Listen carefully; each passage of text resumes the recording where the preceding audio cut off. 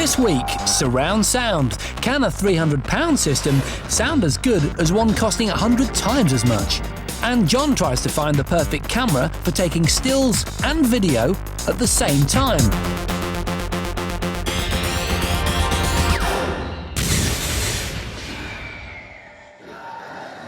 With the advent of DVD quality pictures and large plasma TVs, cinema in all of its glory has finally made its way into our living rooms.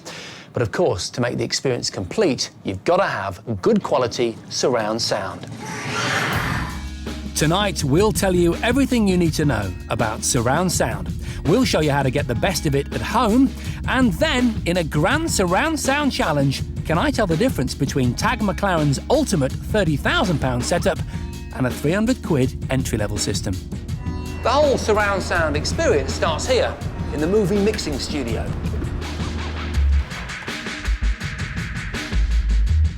There are surround sound microphones, but almost every movie surround soundtrack is created after every frame of footage has been shot. How it all works is essentially very simple. Every speaker in a surround sound system has a dedicated channel of sound just for that speaker. In order to get the effect of sound moving around a room, you need one of these, a re-recording mixer. This one's called Nigel. How you doing, Nigel? Very well, thank you. What Nigel's going to do right now is demonstrate the effect by panning from channel to channel. So for those of you at home listening in Dolby Surround, you'll hear my voice on the left-hand side now. I'm now going to move into the front middle of your room. I'm now on the right-hand side near the waste paper bin. And I'm now going to walk behind you. The effect is that I'm now talking as if stood right behind you. Obviously, for those of you without that kind of hardware at home, that won't really have meant very much to you. Interestingly, Dolby, the world leaders in this technology, will only license companies to mix movies in Dolby Surround Sound if their studio's the size of a small cinema, with the same configuration of speakers. That way, the mixer is hearing the sound exactly as you or I would at the local multiplex. And even then, they insist on sending their own engineers along before the master mix is done to check everything is up to standard. Once the mix is finished, the soundtrack is printed on the 35mm film that carries the movie pictures. Dolby's digital information is actually squeezed in between each sprocket hole. The projectionist has simply to lace up the film, and the soundtrack is read automatically by the surround decoding equipment.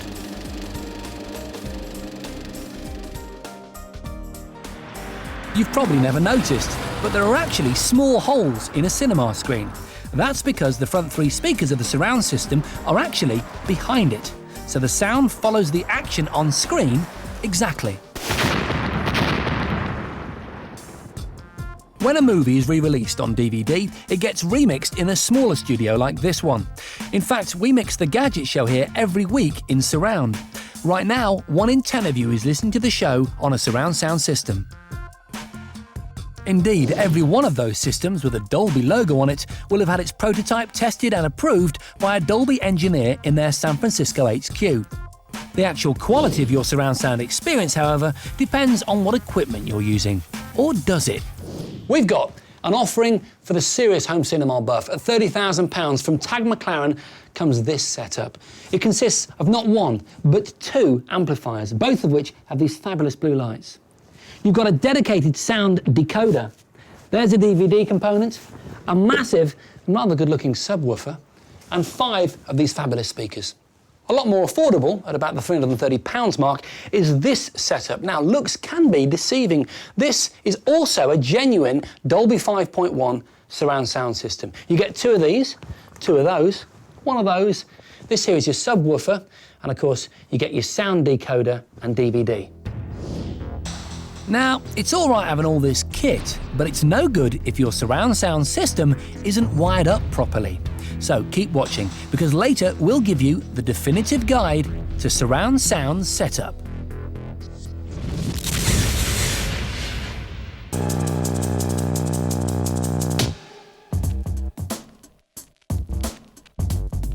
This is Spencer Kelly. He's a computer scientist. And while most of us only want to know what our gadgets do, he knows exactly how they do it. And he's here to tell us. This week, mobile phones. Have you ever wondered how text messages and phone calls can find your mobile wherever it may be? Under a bed, in a moving car, or even abroad? Well, actually, it's quite simple. The mobile phone networks have divided the country up into cells, geographical areas of land. In this demonstration, this car park bay is one cell. Now, these cells can be a mile wide in cities or 20 miles wide in the open countryside. Importantly, in the middle of each cell is a base station, a whacking great radio antenna whose signal covers the entire cell. OK, everybody, meet Barbie. And more importantly, Barbie's mobile phone. Then when she turns on her phone, the phone shouts as loud as it can to try and make contact with the nearest base station. As soon as the base station picks up a signal from Barbie's phone, it contacts its network server along a wire. Network server is a huge computer, played here by Charlotte, afternoon, and Charlotte is busy beavering away, keeping a record of which base stations are talking to which mobile phones, so she knows where every mobile phone in the country is at any one time. Demonstration. This is Batman, our caped crusader with the hots for Barbie. He wants to give her a call, ask her out on a date, so he uses his mobile phone, which talks to its nearest base station. The base station contacts the network server to ask which base station it can contact Barbie's phone on. Charlotte already knows where Barbie's phone is, and so which base station to contact. The phone call goes along the wire to the nearest base station to Barbie. The base station shouts to Barbie's phone, "Incoming phone call, it could be love." Barbie picks up the phone and romance is born. Even if Barbie is on the move from one cell to the next, the network server can just keep patching the call through to the nearest base station at the time. Of course, if she ever reaches a black spot which is served by no base station, then the mobile phone call is cut.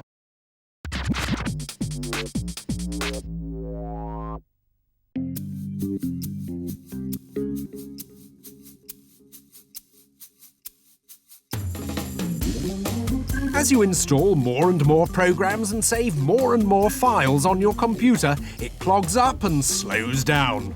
There are lots of ways of making it speed back up again, like buying more memory, but there are a few tricks you can pull that cost nothing.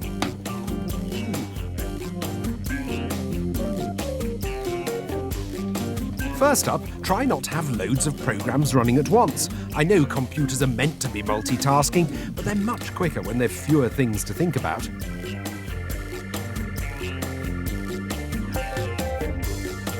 Secondly, make sure everything you've got on your hard drive is still relevant. Do you really need all those daft pictures and silly pieces of software you downloaded? Just like you spring clean your wardrobe, get rid of the stuff you never use anymore. Then remember to empty the trash so that it's gone forever. Thirdly, defrag your computer at least once a month. Disk Defragmenter is easy to find under System Tools and will reorganize all the data on your hard drive so that your computer runs more efficiently. It's like putting your CDs back into order after 6 months of scattering them around the bedroom floor. The first time you do it, it could take a couple of hours, but keep a regular regime and 5 minutes should do it.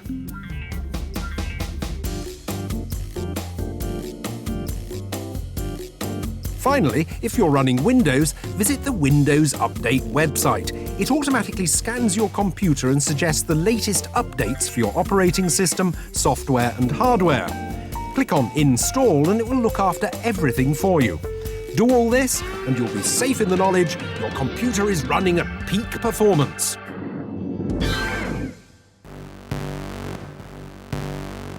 Time to return to the world of surround sound.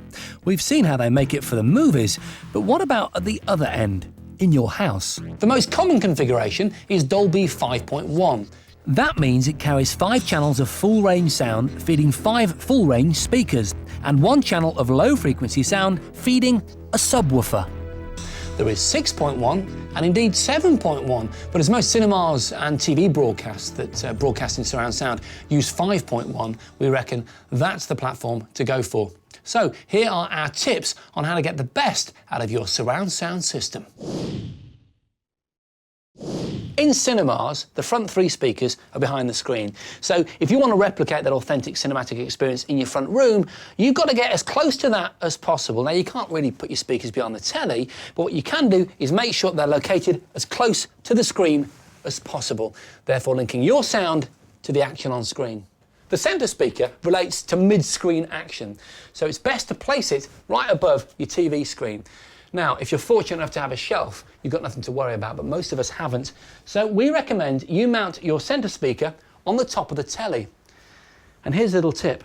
Use reusable sticky putty, because not only will it mount your speaker safely, it also has the effect of absorbing any vibration.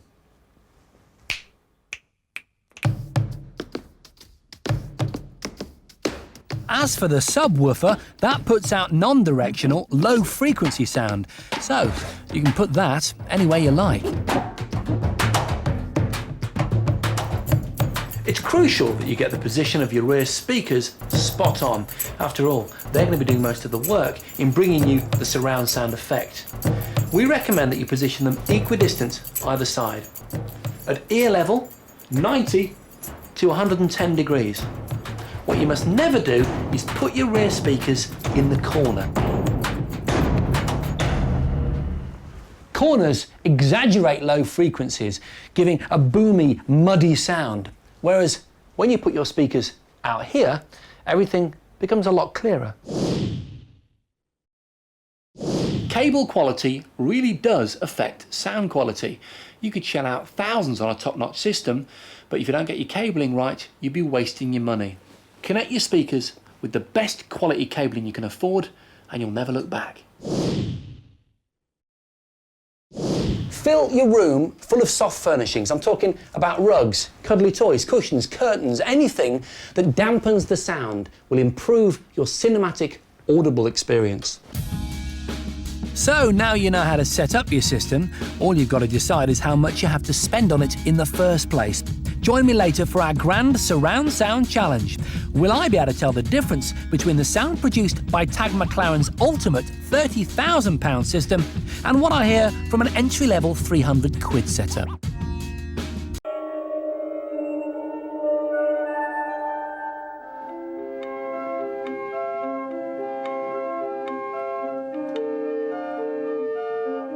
When gadget enthusiasts attend important social occasions, they always face a colossal dilemma.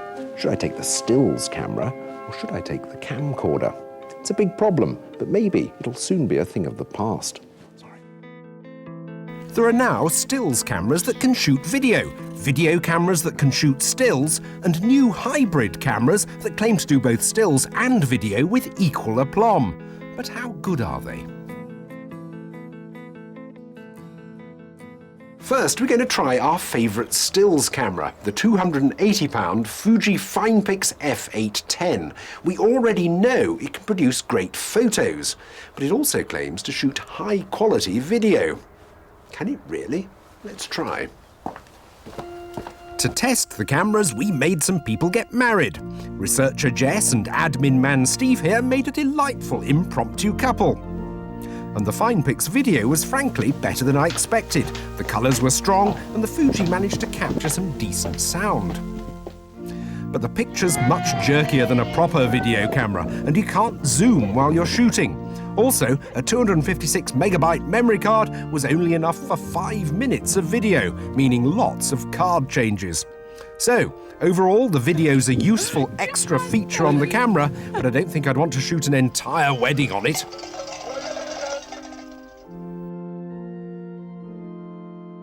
Next, the video camera. Sony's £750 PC350 is the highly rated compact camcorder that also shoots 3 megapixel stills. It doesn't record the stills directly to the tape, but to a separate memory stick that slots in here. Let's see how well it takes them. Je t'aime au passé, je t'aime au présent. Karen had to marry our producer James, who looks like he's come straight from a court appearance. He couldn't even be bothered to turn his phone off. I was just about to say I do. And the stills performance of the Sony was also on the unsatisfactory side. It had the longest shutter delay of all the cameras and was slow saving images to the card. When we printed out the results, the colours were slightly peculiar, and it looked as if I'd used a soft focus filter, even though I hadn't. Red Eye was the worst of the cameras too. So, a useful facility to have on a camcorder, but no substitute for a good stills camera. But maybe this will solve our dilemma. The Sanyo Exacti C4, available for around £400, is one of a new breed of camera designed expressly to shoot both stills and video. It records them both onto the same memory card, and because it compresses the video more than the Fuji, you can shoot for 3 times as long on a card of the same size. Everything's controlled by your thumb. You simply press here for video and here for stills. I can't wait to try this. Our charming researcher, Charlotte, had to marry this bloke, who's obviously seen Braveheart once too often. Never mind, small and light with a bright screen, this video shooting's a breeze. Unfortunately, the results were a disappointment. Inside the church, it was grainy with drab colours, and throughout the movement was jerky. Also, the stereo sound was very thin. Overall, it produced worse video than the Fuji, and shooting stills was spoilt by an unhealthy dose of that classic digital camera problem, shutter lag. Hold it! But at least the macro seemed to be working well, and the prints were sharp. Overall, the Exacti is a mediocre stills camera and a pretty poor video camera, albeit in an attractive case.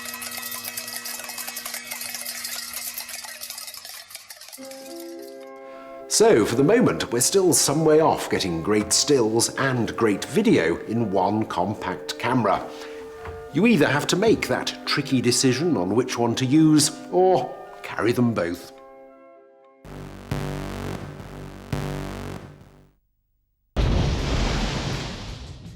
Now it's time for the final part of our surround sound special, as we see how the two systems we showed you earlier really measure up. We're going to be pitching this top-end Tag McLaren against the Pioneer entry-level. But to make things even more interesting, we're also testing this Denon Dolby virtual speaker system, a setup which is supposed to create a full 5.1 surround sound experience by using just 2 front speakers and a subwoofer. For each test, there was a specially recorded Dolby ident featuring Stomp, as well as the cinema trailer for the live-action Peter Pan film. I'd been kept out of the room while the Dolby engineer calibrated speaker levels, so I'd have no clue which system I was listening to. First up, the Pioneer DCS 424, which costs £330.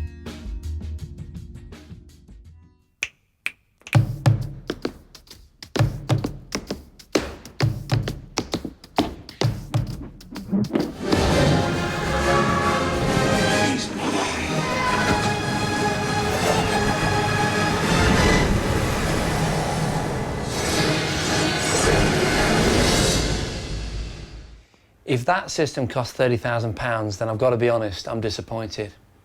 Equally, if that's the virtual surround sound system, the one with just 2 speakers, then I'm really impressed.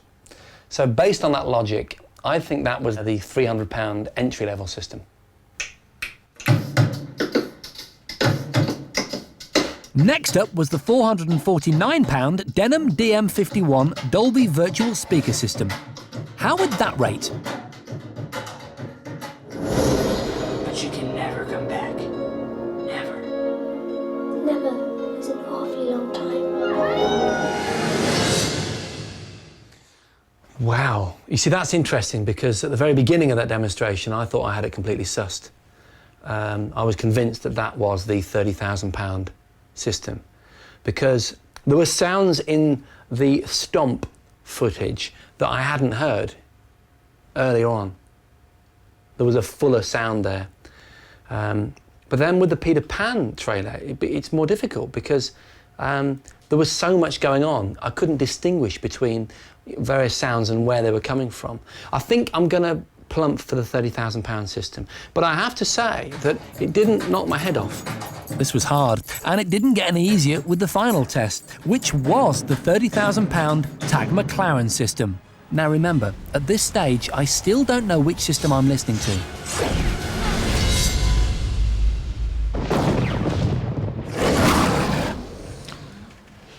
Wow. Wow. You see, what's interesting about that is that it has, to a certain extent, scuppered my plans. I'm really not sure now as to which one of those three options is the £30,000, which one's the entry budget and which one's the virtual surround sound. Really difficult. I think I'm going to have to say that that third option, the one I just listened to, is the expensive one. Just because the vocal clarity, when they were close in on the actors in the film clip, there was a kind of charcoal crispness to their voices, which I didn't feel was there in the other examples. So, my final conclusion. The first one was the virtual surround sound. The second one was the entry-level system at £300. And option number 3, I think, was the £30,000 system. It's clear you get what you pay for. The tag system was definitely the best and the only one capable of earth-shattering volume. The revelation of this experiment, however, was the two-speaker virtual surround system. It completely fooled me into thinking there were speakers behind my head. And given that it doesn't need any wires trailing around the place, this easy-to-install £450 setup has to be our favourite.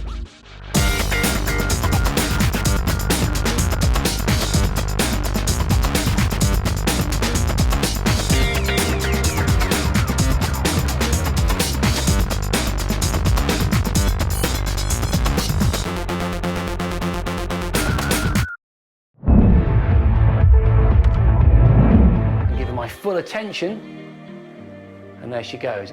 And you see, the longer I stand here... And before I knew it, we were up, and away. Woohoo!